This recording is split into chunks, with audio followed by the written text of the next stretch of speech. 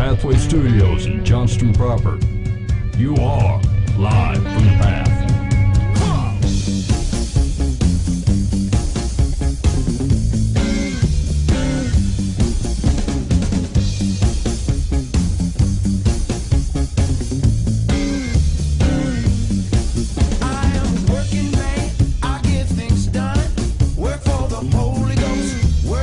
And you're listening to Live from the Path, coming from the Pathway Studios here in Johnston proper.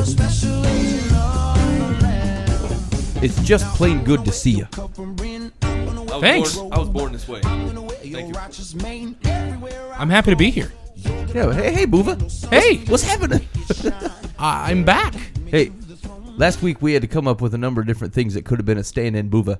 One was a mop with a mustache. It tells you how desperate we are. A mop with a mustache was a discerning. stand-in Boova. It was very silent. Yeah, actually, we asked it a question. It rambled on for 8 minutes, and like, we found the guy. This broom is great. All right, yeah, you're listening live from the path. Thanks for joining us tonight. We have a show for you. Tonight. So we got some Pope style advice. Mike, you got some. Boova, you got some. I got one. All right, doubling up on the Pope style. I just got a couple random things that really irritated me within the last half an hour. Right. And I will share those with you, and they may or may not have legs. I've been here for the entire last half an hour, so I'm scared that I might be one of the irritants. It might have something to do with you. You don't notice when I bubble under the surface. Yeah. No, I don't. That's why I'm saying I get extra 10 pimples on my back. that's weird. No doubt. I've been calling that mop last half hour trying to get him in here. Boova came back. We need you to take over again. All right, here we go. So here's the. I'll tell you the two things that have been irritating me within the last half an hour. So one of the things I was thinking on the way here when I was driving in is sometimes finding content for our show is kind of difficult because the type of conversation that people have on normal talk radio it's because there's people on polar opposites, two ends of the spectrum, and they're going to duke it out and try to figure out what the best thing is. But like, there's a reason that most of Christian radio is just a guy preaching at you, or a group of guys who are preaching at you but try to make it not feel like they're preaching at you. They kind of talk in like a hey, we're buddies fashion, but they're really preaching at you. Was that us? Are you calling us out? No, that's not us. Right. No, we're not qualified for any of that stuff. Right on. But there's a reason it's that way. Is because you come from a basic worldview that says God has already laid down what is true and what is not true, right? And so we really have to manufacture crises. You know, it's like, hey, should we use pews or should we use chairs? Here's a lame Christian discussion to have. You know, because like all the big questions of life have been solved, haven't they? Hey, what am I doing here? No, that's true. The B discussion is generally if people aren't following said Jesus type advice. Like when God says, here's the deal, and people are like, I don't know if that's the deal, then the discussion arises. But apart from that, Well, there's theological things that might go back a couple 300 years, but generally there's nothing new. Yeah, right. Someone tries to come up with something new, but it's like, yeah, that was already talked about like 6 centuries ago. Yeah, exactly. I know Jesus wasn't real. It's like, okay, that's new. Yeah. Good one. Jesus didn't really die. All right. Yeah, it's... That's what I'm saying. So to find things to talk about on the show, we do something that there's always a real danger in is we end up arguing about shallow Jesus things. yes. Like chairs and pews. Yeah, that's true. And, like whether you got to wear a suit or not. Now, to a certain extent, I think there's Hey, man, that suit discussion. there's some reason to talk about that stuff. Yeah. But like, because people are hanging on it. That's the thing is they're living on it. That's generally the problem with that's why the shallow discussions turn into big discussions is because people live in the shallow and then they turn them into a big. They make them really big. It turned them into a big pool. Like, Yeah. In fact, I've had this conversation with my 6-year-old daughter. Like, this is our new thing, right? Is this a big thing or is it a little thing? And it's to help to type to discern of what a proper reaction is to something that happened, right? And like generally, we could probably stave the same advice for the church when something comes up and the question just needs to be asked: is this a big thing or a little thing? And if it's a little thing, then let's equal it with a little response instead of a big one, But it doesn't tend to do that. Like the church has a magnifying glass on little things, and then they like to blow them up because the big things have already been discussed and done with. You got nothing to do but fight over small things like the color of walls and what the chairs look like and that kind of thing. So anyway, so broad stories. Like sometimes finding stuff to talk about on our show is difficult because like I don't necessarily want to Pharisee up a bunch of minor items, but we can handle certain things. but like there's not a lot of big things to talk about. But here's what I ran into when I was digging for stuff. Right, sometimes there's a couple of Christian websites we'll go around and look for petty arguments that we can jump on board. You know, Right on. hey, here's someone else's problem. Let's insert ourselves into it. Let's laugh at them. Yeah, that's why it's worth having an internet show. So anyway, I was scanning the CNN Belief blog, and the CNN Belief blog is generally good for like all types of like idiot type of behavior. Oh yeah. But here's one thing. It was just the opening paragraph here. It really threw me off. And it's a story about a lady who's a minister in the Lutheran Church. I don't care. It's not what we're talking about. And it said a journey of faith in 5 tattoos. Okay, so it's a story of 5 tattoos that she has and how like different milestones of her life. Whatever, take it or leave it, interesting story. But the first thing that she writes is, the first tattoo I got was meant to set me apart from my conservative suburban Christian community, a way to signify I don't belong to your tribe. And I thought, like that, take it out of the context of a Christian community, like that's just kind of a nasty thing to do, isn't it? Yeah. Is to say like, hey, I'm not a part of your tribe.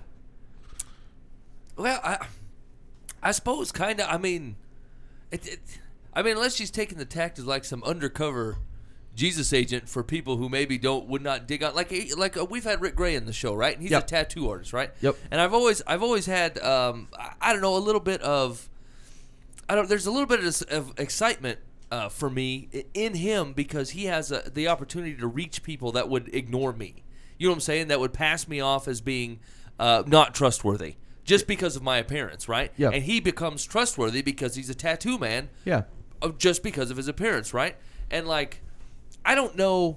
The thing is, like, if I guess I was leaning towards if she was doing that for that reason, that might be okay. But then mid thought, I guess I thought that's disingenuous, and they'd see right through it, and then it'd be done for, right? Like they find Rick Gray credible because he is an actual tattoo artist, and you know they have something in common, and so when he talks about Jesus, it carries a lot of weight to people because he's genuine in that, you Right. know, and like But I guess I can't think of a good defense on why you would. Right, do because like if you got a tattoo with a mop riding a motorcycle and put it on your face or something, you're like, hey buddy, now let's get on with this discussion. Yeah. It's not genuine. And I guess I was thinking it in the context. I don't even care that it's a tattoo, really. It was the thought of looking back at some community or another, like a group of people that you were otherwise a part of, and saying, I want it to be clear to you that I'm not part of your community. That like I'm stepping outside of whatever this is, and I don't want to be part of it. And I thought, man, that's kind of rough. That's kind of a rough thing to do. But I take the other half of it. You know, is it possible that we breed a community where she doesn't fit in? No, she had to get the tattoo to like give him the finger, basically. Well, It's like the finger. Yeah, it's true. I mean, it's a blatant. want nothing to do with you. I'm not part of your tribe, is how she said it, right? Yeah, that seems like it just kind of flipping the bird and saying, you know, deuces, see you later. I'm out of here. I'm not part of your tribe. Which seems kind of disrespectful. Wait, here's the deal. As like it's been something in the back of my mind of how do I sometimes view the bride of Christ, even though often the church is filled with like fuddy-duddy folk that I'm like, I don't understand your behavior. It really irritated me. Frankly, I think you're making it hard to discuss Jesus with people with the things that you're doing. Like, that's still my community. Whether that guy acts like I act or not, whether he's hip enough for me, he's still my community. Yeah. It's your community because we acknowledge Jesus Christ as Lord, as the Son of the living God, as the Savior of mankind. The problem is, in today's contemporary culture, there are churches that don't even acknowledge that.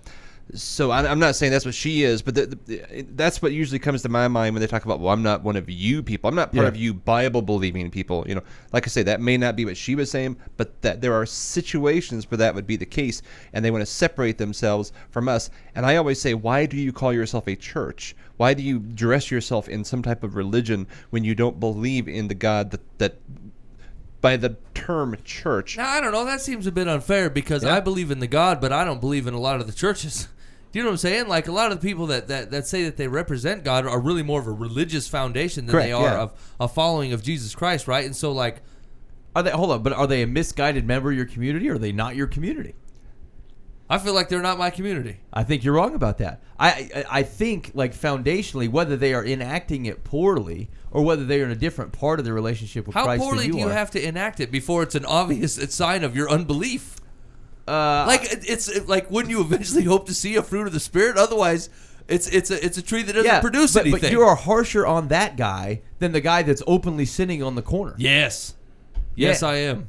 Yeah. So is Jesus. Well, no, I don't think that's With the necessarily religious true. people? Well, it depends on what types of religious folks, right? Because, like, you have, like, we're talking about the guy who's simply mistaken, right? He believes one thing and is acting in a way based upon that. Hold on a as minute. opposed to, like, a pharisaical guy who's basically control. What type has a of brain power is thing. simply mistaken are you talking about? Because, like we've said, the Bible pretty much lays out how it's supposed to go. Like, are you mistaken because you've been reading the Bible and ignoring things? Because that's the kind of. Are you mistaken because Yeah. you haven't read it at all? Yes. Because Yes. that doesn't count. Right, but like I think they don't know the difference. You know what I'm saying? Like I think they grew up in a church atmosphere where the Bible wasn't center. I'm starting a scoff. Go ahead. Where the, That's your own fault, though. no, agreed. That you never actually opened the book and read it. It's to there go, to be read. We're off. Wow, this is crazy. I shouldn't be here. It turns They don't out- follow this book that they say they follow. I agree to a certain extent, but like if you're raised in an environment, either a home, church, whatever, and you were surrounded by folks who've basically sold you this type of religion that didn't include the Bible, like I would find it outrageous because the Bible is the center of where my knowledge for Christianity comes from, as opposed to relying on that community to be the people that lead me in that direction. So all I'm saying is I think there are folks who have a mistaken view of God because the community that they grew up in, family, friends, whatever, had that same thing, and they had no reason to think that wasn't accurate. Because and you say, well, you know, like you should have been reading the Bible in the first place, but that's because you hold Scripture in high reverence. But if you're not raised in an environment like that, it's very possible that you can go through those motions and not hold Scripture in high reverence. Isn't it possible that you don't have a faith? If the faith that you've received, if it does not hold Scripture in high reverence, then it's not it. Like how can you claim to follow the God of the Bible and not read the Bible or know anything about the Bible? Even your phrasing would reflect a different view of that than some church. I mean, like there's mainline denominations that aren't that, and there's You're saying that are not following Jesus? yes. Okay, then I think that part of the community thing was right on. Yeah. I'm with Mike on this one. That never happens. I don't think we're missing the crux of the discussion like you're thinking. No, I think you are to a certain extent. I think you are. You can't have everything to a certain extent. To a certain extent, me Sure. and Dan are right about this. I mean, there are different flavors of churches that are Bible-believing churches that think differently than I do. I am not a Calvinist. I have a lot of friends who are Calvinists, and they could argue till they're in the middle of the night until they're blue in the face. I would still disagree with them. I would still call them part of my community because they acknowledge Jesus Christ as Lord. We just see a little bit different twist on things. But there are some whole entire denominations that literally have voted Jesus off the island and said we don't really need that, and they have Jesus in their name. It's like, well, why don't you go ahead and take Jesus out of your name and call yourself something else, because you're not Jesus. Here's the thing: if you grew up in a church where the Bible wasn't held in high regard, I pretty much put you in the same camp as someone who didn't go to church at all. True. Fair. Right? So I mean, you're not part of my community. That's what I would say. That doesn't mean they're not to be loved. Oh, it yeah, just yeah. means not part of my It community. means we need to show them Jesus and get him in the community. Yeah. Rather than say, well, I just hope that works out for you. You just stay in that community over there, in that tribe, and I know for a fact that won't get you to heaven. But hey, I don't think that People don't like that, Dan. Yeah. People don't like it when you say stuff like No, that. that's true. That's true. That mustache mop thing was real upset when Dan talks like that. Yeah. He gets all fired up. All right. Second thing I ran into. I was searching the ChristianPost.com and there was an advertisement on the right-hand side of the screen. And it makes me question how responsible as a purveyor of, say, Christian news, radio, whatever, like choose your forum that you've just Christian media. Are you responsible for the theology of things that you will permit on your station site, whatever? Because there's like a book for sale over here on the right-hand side, and the title of the book is "Favor Fire: Prayers That Bring Faster Results." and there's a picture of some like 3 well-dressed power people on the front, and then like the hands of God with a 2-story house and what appears to be roughly $18,000, and then like a cheesy, like old school robber sack with a dollar sign on it, a sack of money. And I thought, that's ludicrous. That's a ludicrous advertisement. Okay, and then here's the propaganda that surrounds this book. Favor fire prayers that bring faster results. That's a clever title, by the way. Is a book will enable you, again, in proper grammar, is a book will enable you to walk unlimited, capitalized, in the divine favor, spelled like a European, of God. Anything God can do, prayer can do also, comma, no space. So as you capital pray these capital prayers, capital U, will see yourself walking in a higher capital dimension of favor daily. Wow. You will experience capital turnaround in your life, marriage, job, and business in Jesus' name. Struggling in life is not your portion. You will, all caps, make it to the top in life. In Jesus' name, exclamation point, exclamation point, exclamation point. There couldn't be anything more wrong with that description. What was that called? Because I need to order it quick. Right. I don't Favor fire. Favor fire prayers that bring faster results. For what? Fast results to what? Big monies. Yeah. God, you're not answering my prayers fast enough. I must not be doing this right. Yeah, It will have nothing to do with the fact that you do not will to give me the 2-story house or the $18,000 or the burglar sack of money. It's obviously that I'm not praying the right quick prayers. Do you have hotkeys on your prayer keyboard, God? Seriously. It's proposed to be like a God whip. It's Move faster, Lord, with what I'm asking for. It's idolatry. You know what I'm saying? It's taking God off his throne and putting prayer on the throne, and then be like, if you do this prayer, the prayer will provide I'm things for you. scared of the person that orders this book. Anything God can do, prayer can do also. Yeah, Right. That's nothing. a classic idolatry. Yes. Wow. That is These words are the power. It's not you, God. It's the words that I'm speaking. I got Now, the but magic this is on a words. legitimate Christian website, right? I got an idea. Ready? We're going to make a book just like this. Okay? We're going to put it up for sale on a Christian website, pay big monies, advertise the thing, and they're going to order it. And we're going to make all kinds of promises that aren't true at all. And then when they order the thing, we're going to send them a Bible. Nice. Fair? Yes? I was going to say, what if we have those titles, but actually, put legitimate text in there, and that'll surprise them. They'll be like, wait a minute. You think Highlight they'll your feel favorite like verses. like you sold it to him under false pretense. Like, I wanted to be rich. I didn't want to be holy. Holy. But the faster results are you getting in right with the Lord. I was going to say that's true.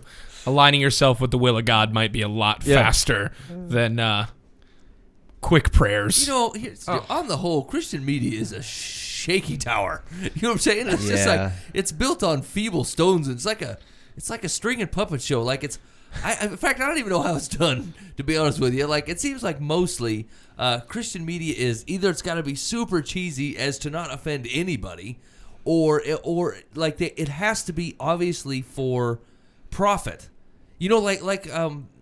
I know why when I listen to preaching on the radio that they're shilling for money at the end. It always used to just irritate the living boots out of me. I couldn't take it. They're like, well, God's leading you to give money to this ministry, blah, blah, blah. We'll send you a pamphlet. I'm like, if you were doing this for the Lord, you would be fine. He would be supporting your ministry. But like, I know that they have to keep some things up, but sometimes I always feel like there's a line that almost every Christian program crosses, where they're like, They cross that one line between being supported and then glorifying your show. Whether it glorifies Jesus or not, it's glorifying your show, right? Yeah, somewhere in there you're building your kingdom, and if God's kingdom grows, that's okay, but it's really the show's kingdom. And I'm not saying that there's not guys out there that are doing it for the right reasons. Sure. I'm just saying it's a fickle broom to ride. Yeah. Like the Christian music artists are almost the same. Of the same caliber. Like, I don't know how they teeter on that, like they play a show and someone's like, I love your band. Like, every time do you be that awkward guy who's like, yeah, it really wasn't me, it was the Holy Spirit working through me, but thank you. I don't want to talk to that guy. He's annoying. It's just like the guys from the worship band. People are like, you did a great job. You know, like they don't know how to accept a compliment for nothing. They're always Right, like, right. hey, oh God, it's not really me. Okay, humble Harry. I All was right. just trying to pay you a compliment. You practiced for 25 years, so you could play that. I can't play it. It has a little bit of you in there. It's got to be a little bit, right? But Remember, like, $1,000 gets you to apostle level. the apostle level. I don't know. It like I said, it's just like I listen to a lot of Christian media, obviously, and a lot of stuff in print. And sometimes it just feels like such a shaky road to walk to see how you're, how to navigate it by still glorifying God and then not shilling so much for your own advancement that it bypasses what you're trying to do. But maybe running a church is the same way. Like you always want your church to grow, and so, does your main push become Jesus or the church, so that people will get into the church and learn about Jesus? Most of Christian media is almost the exact same tact. If the show gets popular or the blog gets popular, then people will hear my Jesus ramblings and therefore learn more about Jesus than otherwise they wouldn't have heard it. And I don't know. It seems like I said, it's a teeter-totter. She's a prophetess. My bad. Who? The lady that wrote that book, Prophetess Esther Nanadi. Yeah, I'm sure that she is. Here's what I don't understand. What is with people that can't you see that you're not a prophetess if you don't have proper grammar and punctuation? The Lord can navigate the language. I feel like, come on, proofread. So somebody just proofread it. Stop with the unnecessary. There's you can pick out a huckster, unnecessary capitalization. Every word has to mean more than it's supposed to, so you capitalize it, and then you're like, oh, it's so deep. I got 3 people on my Facebook that are prophetesses with their big capitals. She believes everywhere to rise and shine. Rise and shine are both capitalized, so the Gentiles, capitalized, will come to the saving knowledge of Lord Jesus Christ. She is co-pastor without a hyphen. I'm just saying, proofread it. What would it take? That takes extra money. Just pay a guy. Yeah, have somebody. I probably spend more time on a single easy email to the power company, making sure that it's capitalized correctly, got the right punctuation on it. Even on the phone, I text message full sentences. Yeah. It's just how I do things. Yeah. What drives me crazy is then, when you switched your mind halfway and then you forgot to go back and fix something from past tense to in your sentence. Every once in a while I'll do that, and then I send it. I'm like, I it look like a mop. Yeah, exactly. With a mustache. That's what you guys immediately after you send an important email, you go read through it. Yes. Check it. Oh yeah. Oh, absolutely. That's universal, man. I check Everybody it does every that day. I check my sent folder, be like, did I really mean that? Oh yeah, I did. Yeah. If I'm sending a should really, fold it. really important business email or email in my personal life, I make sure that I read it. I walk away from my desk for a little bit, leave it up, and when I come back, I open my screen, unlock my computer, and then I read it again. And once I've done it twice, I'm completely content with sending it. But I would much rather do that and spend 25 extra minutes than send an email that is just horrid when it comes to grammar, just looking absolutely terrible, incorrect capitalization, incorrect punctuation, and then look like a buffoon to my superiors or someone else that might see my business email. So I'm weird about that. I have to make sure that they're right. I go crazy if they're not. There's an entry on her website. She's got a blog, and under there's a godly marriage category. So I clicked this to see what type of advice is on here, and the advice posted June 15th of 2013 is faith clinic, faith clinic, faith clinic. That's it. That's it? That's it. Wow. So what kind of responsibility does say ChristianPost.com have to weed out things like that? I don't know anything about ChristianPost.com. I'm assuming they're not a Jesus company. They're just a guy who owns a website called ChristianPost.com and accepts solicitations from people. Yeah, maybe. What are your thoughts on that? That might be. That's slander. I don't know. I don't know anything if that's true or not, but that's what I would guess, right? I know people that run legitimate Christian websites that watch pretty closely what they endorse, what they advertise, what they have on their site, because it's important, right? It's a picture of a man. It's a picture of your company. They got a statement of faith out here. Okay. Weird. Well, that's I don't worse. think it addresses prophetesses. Well, that's unfortunate. Anywho. Okay. We do not endorse flame prayer or whatever it is. Statement of faith. Cool. You're All listening live from the Path on livefromthepath.org, broadcasting from, 10 to 11 on Monday nights. We're also hitting the KTIA Saturday nights from 7 o'clock to 8 o'clock. Both are considered the witching hour Does it depending on what day it is? Yeah. Saturdays at 7. That's the witching hour. Definitely. You betcha. So you should check that out along with the podcast. We got a couple more things coming up in the show here. We got some Pope style advice. We also have some Dear Life from the past, where we basically take some problems that people are having. They can't quite figure out what to do about life in general, and we try to answer them in a Jesus fashion that would direct them more towards a relationship with God, and hopefully get some more wise counsel than maybe the world has to offer. So I have some. We do what's called Pope style advice, where basically the premise is, people have mistakenly thought that I am the Pope. There's been 10,000 people roaming about the neighborhood. They've ended up on my lawn, and they believe that I am the Pope. They're very much mistaken, but they refuse to leave until I produce some type of advice for them. And I was thinking about that a little bit this week, and I don't know. So it just came to a realization to me about. When you're talking about making disciples, and you're talking to people about Jesus, sometimes and you know what? And actually, this parallels a little bit towards your relationships that you have at home too, with your wife and your kids. But sometimes it's not all about quality time. Sometimes it is very much about quantity. Sometimes it really is about how much time you spend with somebody. Whether it's having a deep, theological, bang up conversation, or talking about them and their lives, or just sitting there, whatever, having a cup of coffee and staring at something, or fixing a car, or there's a million things that are not as emotionally engaging as grabbing a guy by the shirt tails and say, what are you doing with yourself? Like, not every conversation that you have has to be a boots to the ground. It's rebuking time. Sometimes it's just spending some time with a guy. And so, I don't know. I think it really dawned on me after a while. I've a couple fellas that I've been talking to, and the more time that I am around them or spend with them, and just engage in their life, the more that that when that time comes for a person to start talking into your life about their relationship with Jesus Christ, the more that means. And the same thing is true. I hear a lot of guys, talk about their relationship with their wife, and they're like, I work a lot, or I have a lot of outside stuff going on, but I need to get some quality time with the kids. The truth of the matter is, you probably need to get some quantity time with your kids, because quantity will produce quality eventually. Like, it maybe even not. It might just be awkward if you're not at home all the time. But like.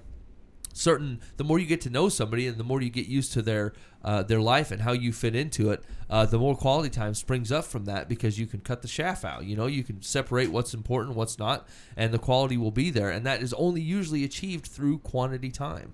And so I usually, like I said, I hear the phrase quality over quantity, and really, I don't be so fast to push that quantity out the door, and don't be so fast to decide that the amount of time that you've given somebody, something, or some cause, or whatever you're involved with is enough, because you feel like you're giving your best when you get there. Sometimes your best isn't enough. Sometimes you need your best times 10, and you can't produce any more than your best, so you just have to be there 10 times. And so, especially when it comes to the discipleship stuff, when it comes to talking to people about Jesus, you can't be. That's why people hate the guy at the gas station. That's why people hate pamphlets. There's no investment in them there. There's no investment in a guy's life there. That's why I feel cheated at the confession booth. That's not an investment in me. That's not an investment in my walk or how I ended up sinning in the first place. That's just a, hey, we'll call it good, now you can go. And really, if you want to see some roads being made and some decisions being made to cut some things out or gain some things or make some relationships, that has to be done through time investment with somebody. And, sometimes that's hard to hear. You look at your schedule, you look at your life, and you're like, I just don't have time to be investing in a bunch of people. But the truth of the matter is, you're going to go through seasons in your life where you seriously don't have time, and you need to discern that. Don't be making buddies with 10 guys and making 15 promises that you can't keep. Sometimes you just don't have time. I see a lot of opportunity in your, say, early 20s, and then maybe after your kids go, if you've started a family, I see a lot of opportunities there for your time to get a little bit more flexible, even when your kids start to get a little bit older and be a little bit more independent. You've made promises to your wife and your children, and you're going to keep those. That's not an option for you. But after that's done, and depending on the level of involvement that you still requires you as a husband or a father, your time starts to open up. And you need to use that, availability to the advantage of building some relationships with some people where the investment will bear fruit. So I think that's my Pope style advice. If you are serious about discipling somebody, you're serious about spreading the gospel of Jesus Christ, don't think a pamphlet's going to do it. Don't think brushing up on your theology is going to do it. I mean, these are all great things to do. Read your Bible and pray, and you're going to need the Holy Spirit's help here, but you're going to need time. And you're going to have to take that time to invest in some people, because without that, you're just another guy screaming at them. Doesn't matter what you're saying. They just hear the Charlie Brown teacher. That's it. Yeah, and I think that I think you're right on with the with the time thing. I was while you were talking, an example that came to my mind was so like every night before my kids go to bed, like we read a Bible story, and it like my oldest daughter just really likes that. But that's quality time because it was quantity time. Because we started doing that, it became something that she really enjoyed, and that we do every night before she goes to bed, and that she really that she doesn't like to miss. But like when we started, it wasn't like that, and I haven't done anything differently. I mean, we're just reading through the Bible, and it's that quantity time made that time quality, and she'll be able to look back and say, like, that's the thing I really remember, spending time with my dad reading the Bible before we went to bed. And it's not like she doesn't spend other time with me, and it's not like she doesn't spend other time reading the Bible. But there's something about that time, because of the quantity that was put into it, it becomes quality time and something that she really likes. And I think we would be. I think you're right. I think sometimes we feel like we can punch in and punch out of things. Like, I gave it the best effort I could. I really tried hard, because a lot of the way that we as human beings orient ourselves is to like momentary awesomeness. Is we seek to say, do the best that you can right now, and give it your all, and then kind of fall down, and then the next thing you do, give it your all. And but we're not long-term folks. We don't do long-term commitments. We don't do long-term working on things, struggling through things, being next to people. We just want to pop in and pop out, get the experience, get the time, say that we checked in, and then kind of go. And then we're surprised that our world doesn't reflect deep connections, deep commitments, deep lessons, and it's simply because we're not making an investment to do so. We live in a cheap culture that often has cheap values, cheap time, cheap goals, and it's nothing is worth a commitment, and that's exactly what we actually end up getting out of it, even in our disciple making. Yeah, and actually to tag on to that, I've been thinking about this a little bit lately too. Is the of course, this is it goes across for both ladies and dudes, but like there's a certain amount of responsibility a person can take, and I guess the other half of that was be kind of watch where you're agreeing to take responsibility to. Like, not everyone's going to be the manager at your place. Not everyone's going to be the up and comer at your place. Like I can only put out so much responsibility for things, and if I use 70% of my responsibility capabilities at my job, that only leaves 30% for my family and my wife and other people, and talking to people about Jesus. And like, I don't have that. That doesn't seem like a good trade to me, So like, when the opportunity comes up for a promotion that's going to take more time and more money, that's something to pray on and think about. Like, everybody could use the more money, but like, are you willing to sacrifice the things that you're going to have to give up to get it? And I'm not saying that succeeding at your job is a bad thing, but it's basically measuring out your responsibility and seeing where you want to put it. I can probably honestly say I'm not looking forward to, or have any ambition to eventually manage the place where I work. I'm just not interested in it. I'm interested in going there and being a good representation of Christ while I'm there, and accepting an honest paycheck, and then leaving and accepting responsibility for a lot of other things. And it will. I can't imagine the day that would switch. Maybe when I get older. But like, I have no intention of moving up any type of ladder. I just want to get an honest day's work and an honest day's money, so I can go home and enjoy the responsibilities that I've agreed to. And so, and maybe that's a message more pointed towards young men. But like, it's not a bad thing to be good at your job. It's not a bad thing to strive at doing your company well. Frankly, they're paying you, and they're keeping your family fed. But be careful that like your ambition doesn't trade over to where you think that you're gonna now be the king of everything at your workplace and still hold up your end of the bargain at home, because it can be done, but boy, it takes the right guy. You know, you got to realize what your capabilities are and what you want out of life. I don't have time to disciple 3 guys and really invest the quantity and quality time in a person if I'm spending 60 hours a week at work. I can't do that. Right. And so, once again, I'm not saying that working is a bad thing or striving to do well at your job is a bad thing. I'm just saying make sure you know what you're trading. You know, sometimes it's a hard decision. People measure your success by where you're at your job most times. The Bible doesn't do that. They measure your success on when Jesus says, if you love me, obey my commands. Your success is measured on how much you love Jesus Christ. And Jesus Christ says, I need you to follow these things. And you've already agreed to, this, and this. And I need you to, as you go, tell people about me. If you don't have any time for that, that's not a success, right? You're just trading God's money between hands. He gave it to your boss gave it to you, and you gave it to the guy at the store. God's just watching his money go in a circle. That's not impressive. Right. Yeah, here, you neglect to tithe it. I'm done holding it now. So that's my Pope style advice. All right. Pope has spoken. Pope 2, Buva, what do you got? Pope 2, that's me. Yeah, All right. You're Pope 2. So, in the last couple weeks, I don't know if you guys have talked anything about it. What's been going on with me on the show? I don't think you would have, but we have those was it HIPAA laws that we can't talk about your medical. Well, yeah. So, thank you. I appreciate you keeping my confidentiality. Not going into any details, but the last couple weeks I've been in the hospital. He had a vestigial tail. Go. Yes, I had a elongation on my spine that turned into a tail. Had to get rid of it, getting awkward. No, just for different circumstances, I've been in the hospital the last couple weeks. A very, very, very large scare for me.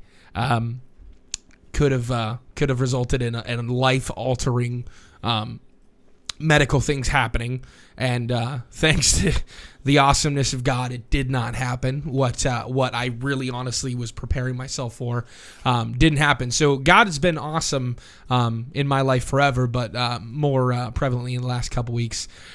So my Pope style advice kind of goes directly on what I've experienced in the last 2.5 weeks, and that is just trust Him. Seriously stop and trust Him.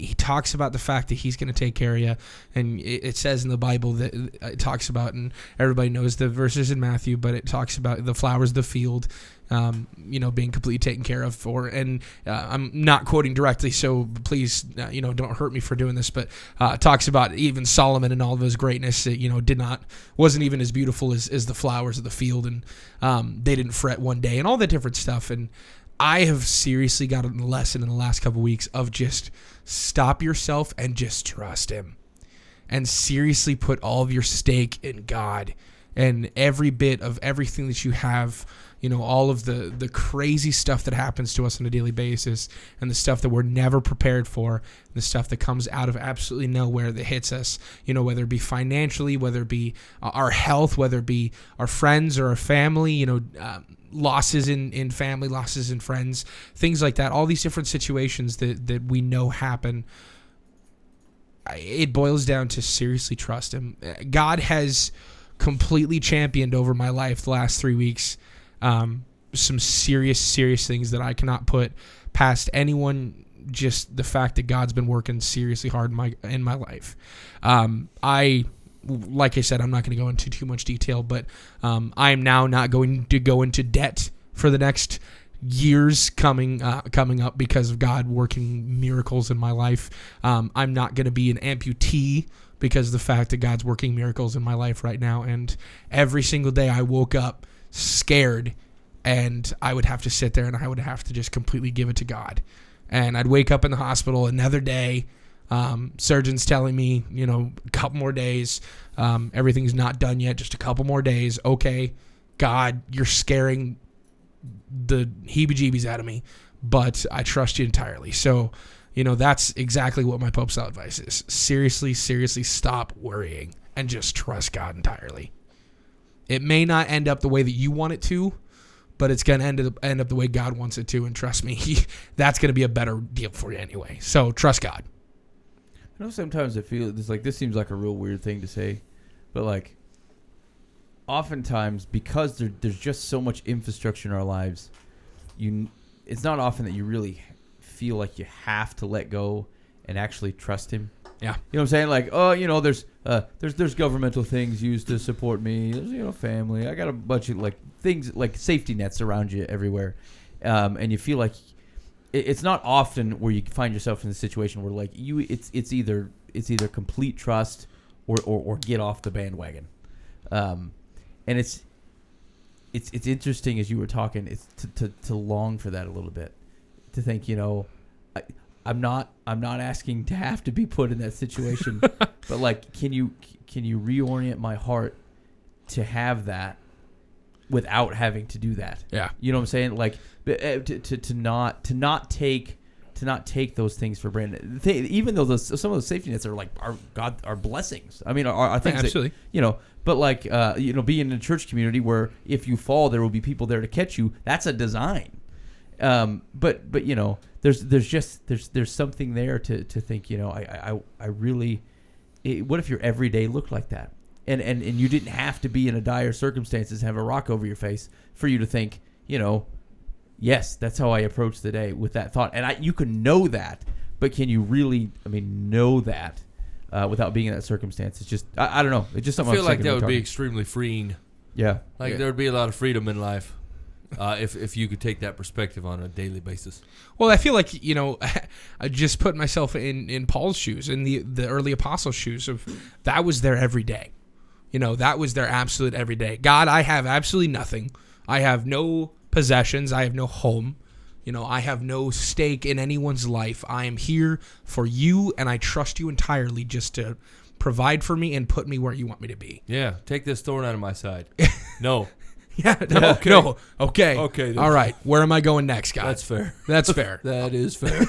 And it to be honest, you're absolutely right. It was completely freeing. It was, faith reinforcing, and coming out of it, I'm not fully out of the thick right now, but on the final stretch kind of deal, it's completely refreshing, because I too am in that same situation where I know the infrastructure is in my life, and I know that I do have safety nets and things like that, and I'm not sitting there every time I go and eat food thinking I'm trusting God for this not to be poisonous and not to kill me. And then every time I get in my car, I'm trusting God fully right now so that I don't get in a car accident. Yeah. Or if I do, he's going to provide for me. A lot of people, I'm guessing that a lot of people don't sit there and think like that. Yeah, how But- often do we presume upon his grace when there may be botulism around the corner? Right, exactly. It's like, God, please don't let me get salmonella today. I really don't want that. I'm trusting you entirely. But when You it's could shoved not in fall your face, asleep in the midst of your nightly prayer singing his praises. Here's a list of things I'm glad you didn't kill me with today. 1, dinosaur. thanks for getting rid of them before I ever had to walk the earth. 2, I really Count appreciate it. Chocula. I'm not sure whether he's around or not, but I feel like you had a hand in it. I'm not sure if zombies are real or not, but I really appreciate you keeping them away from me.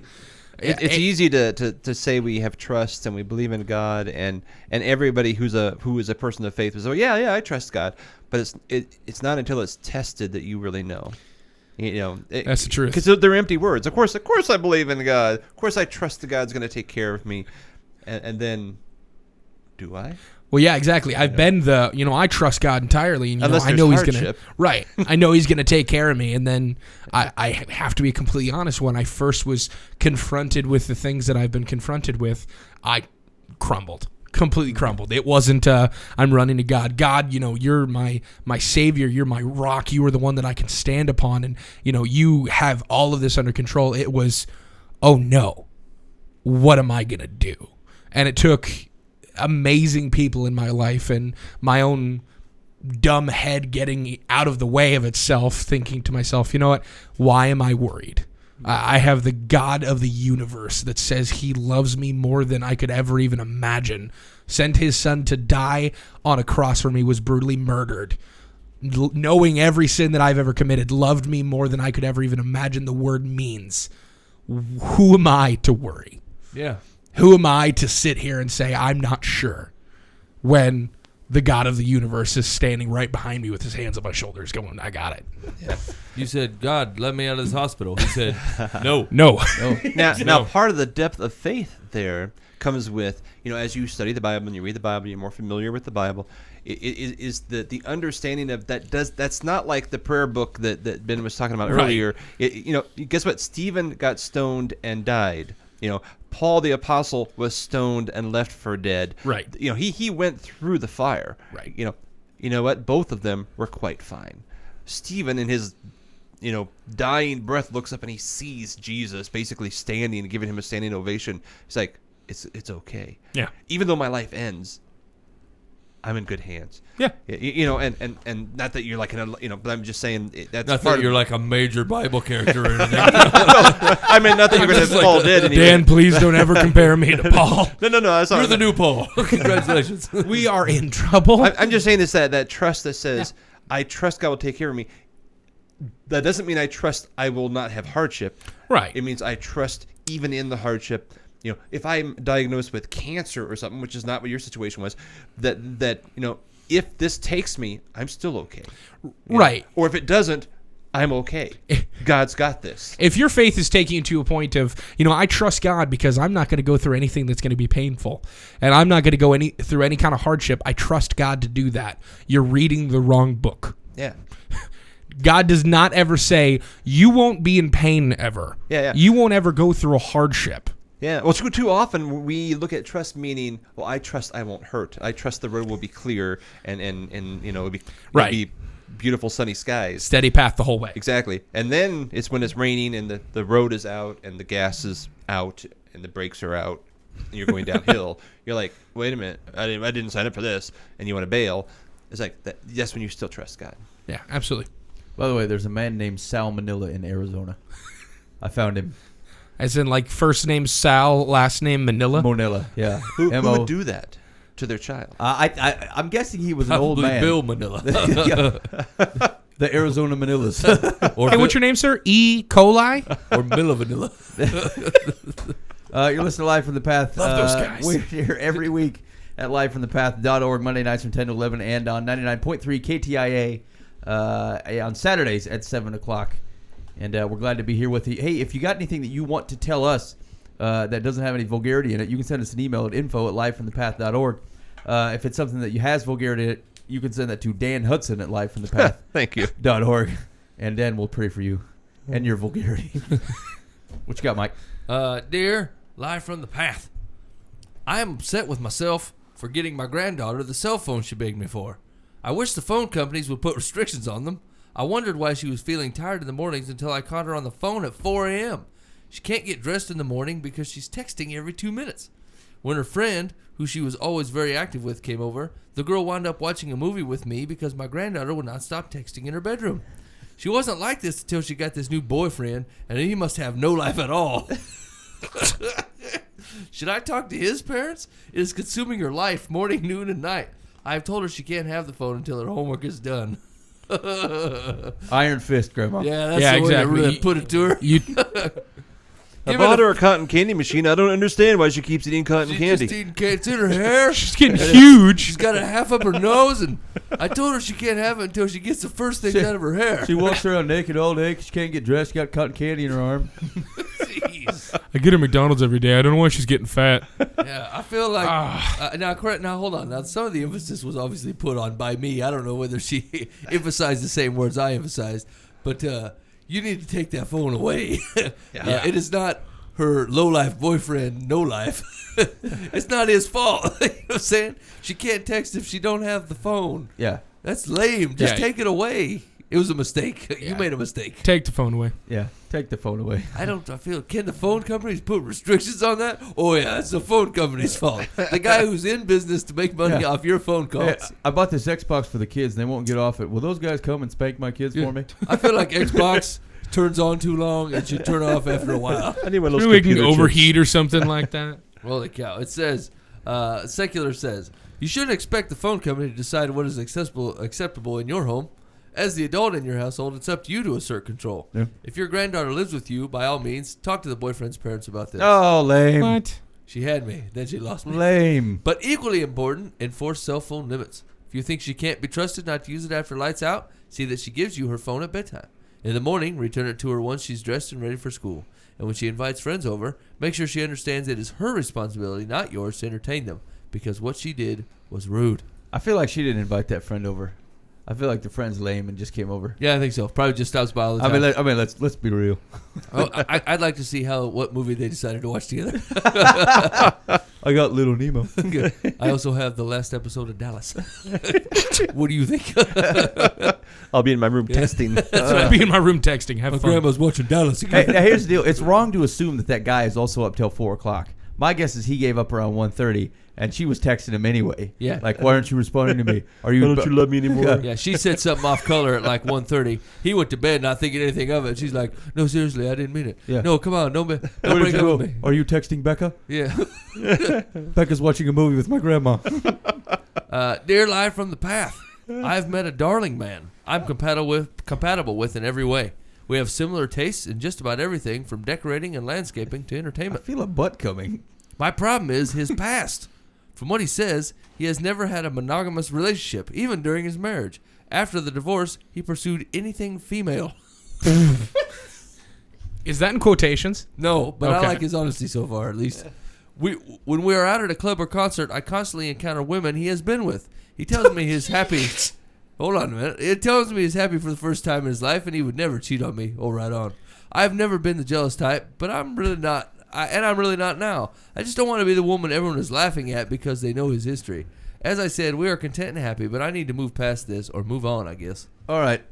You can't be compatible in every way except for the fact that he's a philandering whoremonger. That he is compatible with everybody else. It's like saying there's nothing wrong with him except for this one time he murdered a guy. He's an amorphous blob. He is compatible with whatever shape he's currently on. He's like Jell-O. Oh, Hey, now he must be kind of a fetch because, I mean, he seems to be able to meet a bunch of ladies. it tells me he knows how to sweet talk. Yeah. Yeah. No, I'd never do that to you, baby. Yeah, actually, I don't know any real marriages where they're like, we're compatible every way. They're like, he's kind of a slob. Yeah. I do love him, but he's got so many faults. Yeah. Anybody that got married and doesn't, at least to a certain extent, like at dark corners in the middle of the night, say, feel like I got sold a bill of goods a little bit. I mean, just a little bit Yeah. of bill of goods. Like where they're holding the bat because they think someone broke in and it's either guitar or your husband. You're like, I don't really care. I'm going to hit it. That's the real marriage right there. When you're in your undies swinging a bat at the nighttime. Leave him directly. Yeah, Leave him directly. I'm in. Yeah. And stop going to places where he picks up women. Right. What kind of clubs are you going Yeah, exactly. This is where I usually find ladies. Let's go there. Let's go to the keg. It's like, what? Let's see if you fit in here like everyone else I know. Wow, that's terrible. I just am envisioning him and her walking through a bar, and he's like, "Hey, Sandy. Hey, Denise. Oh, hey, Sandra. What's up? Nicole. Hey." Hey. Don't worry, it's in the past, except for just right there, where I met these ladies and talked to them for a while. We're still within 20-mile radius of each other at all points in time. It's okay. Secular says, you say this darling man has never had a monogamous relationship before, during, or after his marriage. Therefore, the odds aren't great that he'll have one with you. It's time to ask yourself, not me, if you would be willing to tolerate his fooling around if you were his wife. Okay, these hold on. This lady has reached out for advice. Obviously not capable of making a correct decision. You don't need to say things like, you should make the decision on whether you're willing to put up with his fooling around on you. The advice is, no. No. You just have to get rid of this man. No. No one should have to put up with that. Even if you're so stupid to think that you could put up with it, you can't make a good decision. Find It will someone not else. end well. It just won't end well. What is she given the option? If you decide that you can deal with it, I'm just not worth very much, and I feel like a man that tramples all over me, I can get used to that. Yeah, that's right up my alley. As long as we agree on the bushes outside. You know what?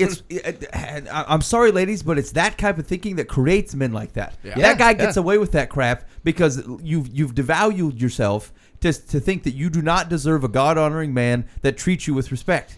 Like, pull yourself together and say no to somebody. Yeah. And you know what? You know what that guy does? That guy wanders the streets in the middle of the night looking for a Diet Coke because he can't find a lady. That's how his life ends up like. If someone would say no to him. If everybody would say no to him. Yes. Maybe he might get a job and become productive in society. He's a sweet talker. They can't say no. I could change my ways or just continue being successful at manipulating women. Holy cow. Some women, the wives of attractive or powerful men, are open-minded about it if their husbands are discreet. Does anybody want to see this guy? The real question is, are you? I don't even. Yeah. I'd like to get a look at him, actually. I think he looks like Gary Busey. Wow. Arrested. He's a darling guy. Doesn't look like Gary Busey. What if he combed his hair? No. Yeah, no, I don't think that's the problem. He with might Gary be Busey. like a younger brother of a Michael Douglas. Older brother of Michael Douglas. Maybe that guy that used to paint, Bob Ross. No, he doesn't. Wow. You are just coming up with character profiles that I he am doesn't not get a matching lot of- along with. Not a lot of ladies. He's monogamous, definitely. Of course he is. A man like that can barely get a pickup line out. Hi, I'm Bob Ross. Yeah, right. I've asked the Lord many times to get Bob Ross away from me. He called 10 women fluffy, and that was it. That was the end. You got time for one more, Ben? You got about a minute. No time. All right, thank you. Thank you, Mike Boots. You've been listening to Live from the Path. I hope you enjoyed that advice. If you were that poor lady, no, seriously, I mean, stop listening to the program. Call him right now. I sent him a text, whatever. Hey, you know what? Have him call in. I'll talk to him. Yeah. Hey, here. I'm pretty debonair, fellas. Thank you for hanging out with us. Hey, big thanks to our sponsors. Bob Eisenhower with the Eisenhower team. Go to eisenhowerteam.com for all your buying and selling of real estate needs. Bob can help you out. He's a great friend of the show and an awesome realtor. So make sure to check him out. Also, Westfield Veterinary Hospital in Johnston. If your cat's having... My dog's got a growth coming out of her behind. And, I really need to get it looked at. And I feel like Westfield's next on the docket. Yeah, it's not right. It's not right. Man, that's messed up. Sometimes the other dogs play with it. That's it's absolutely disgusting. That's what I'm saying. Here's the deal. You better take them. You can hide your eyes or you take it to Westfield. Those people like to deal with that stuff. That's kind of their gig. Go to Westfield Veterinary Hospital in Johnston. They do an awesome job. Actually, I've had pets in there before, and they do a great job. They're awesome to deal with. They take an excellent care of your pets and extremely trustworthy. Check them out. Thanks for listening to Live from the Path. We will catch you next week. Have a good week.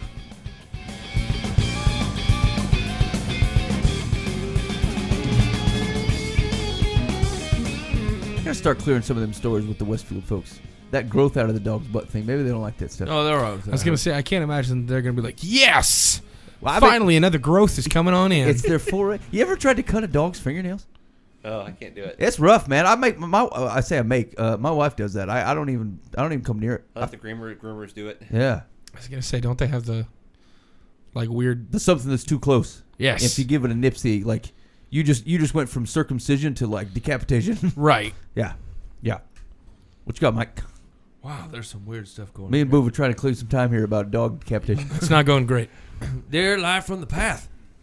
I'm 19, and because of some traumatic events in my past, I'm afraid of the dark and sleep with my baby blanket. Whoa. I went to counseling about it, but eventually stopped because it didn't really help. I haven't had any real problems as a result of the issue because I live at home and my boyfriend has been supportive in accommodating my needs when I stay with him. Plus, I don't need my blanket when I'm with him. My concern is about the upcoming semester. I'll have to move to the main campus of my university in order to continue my education. This means I'll be living in a shared dorm. The 2 times it came up during high school, I was teased mercilessly until something else came along. While I have reached the point where I can go without my blanket for a few nights, any longer and it starts to get to me. I don't want to have problems when I move to the main campus because I'm already going to stand out for moving in the middle of the year.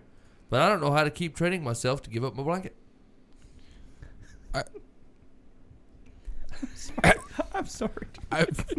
Okay, I can't handle this professionally. I may Okay. have to bow out.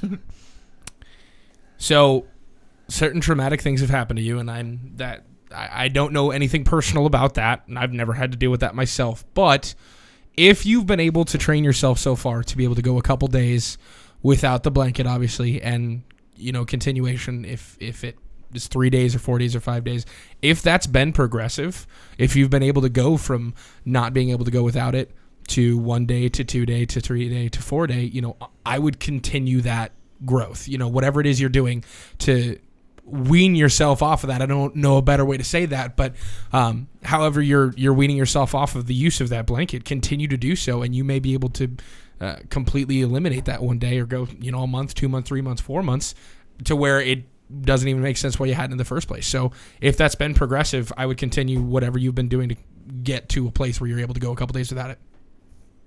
I don't understand why this is a deal.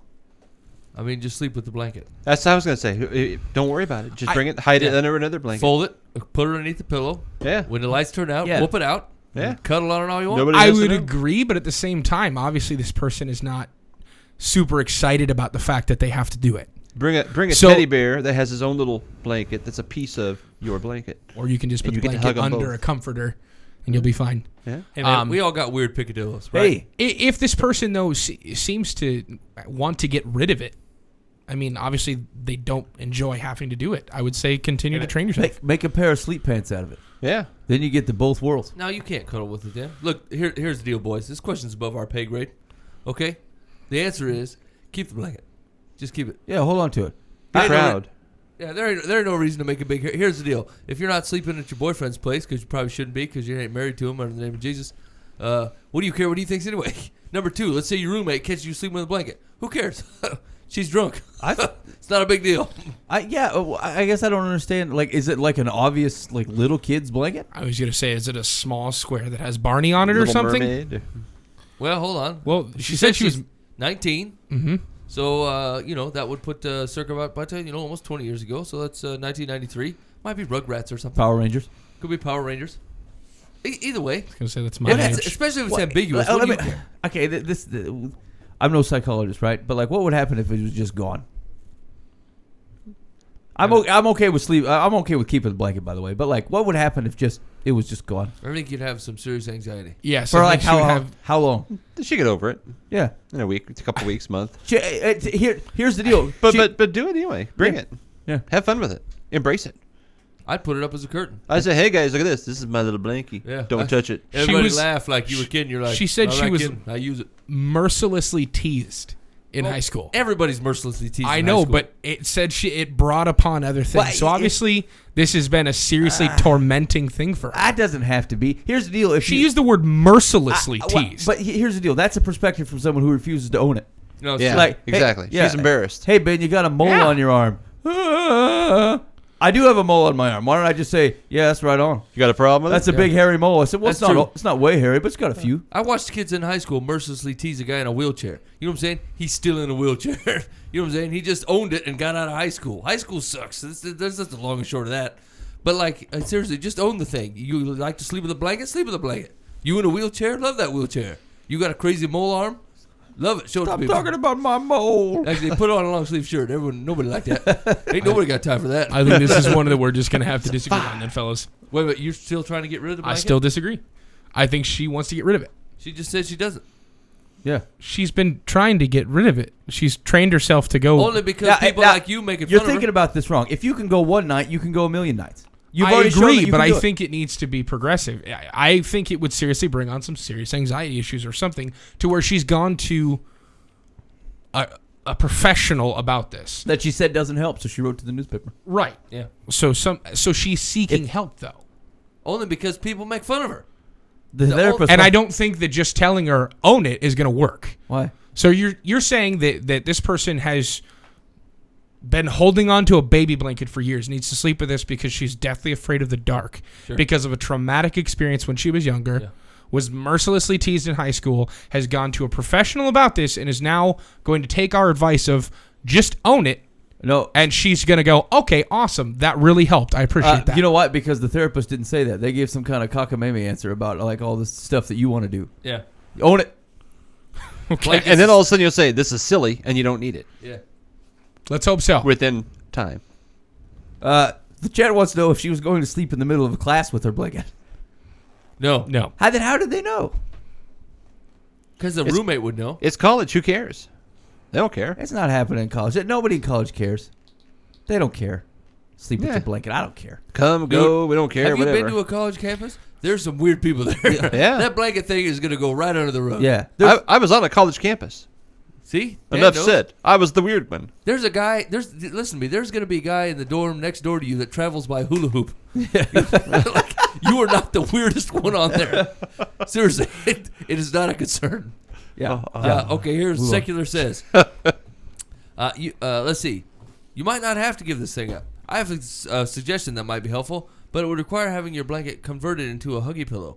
That way you can still sleep with it, but it no longer resembles a baby It's blanket. basically a pair of pants. What you saying? Many people sleep with an extra pillow, so it wouldn't appear to be odd at all. Yeah. Boo hates that. He wants you to give it up No, completely. no. Spend 20 years in therapy. Slowly but surely give away a corner a semester until Yes. you're out of a I blanket want you to by the cut time it you're up. 95. Yep. That's what I was saying. Here we go. One more. Dear Live from the path, my vegetarian, won't harm a fly husband owns 2 handguns. They were bought before I met him. He knows I don't approve. I have always felt strongly about not raising children in a home where guns are kept. His argument for having them is that he distrusts our government. He claims the guns will protect our family if there's ever an uprising or a riot. While I support his desire to protect our family, I'm frightened by much more immediate possibility of an accident happening, or the children finding them and harming themselves or someone else. We plan to start a family in the near future, and I've tried to talk to him into either getting rid of the guns or storing them elsewhere.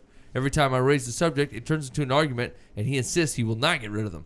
I'm at a loss about how to resolve this problem. Any advice? Does she eat with her hands?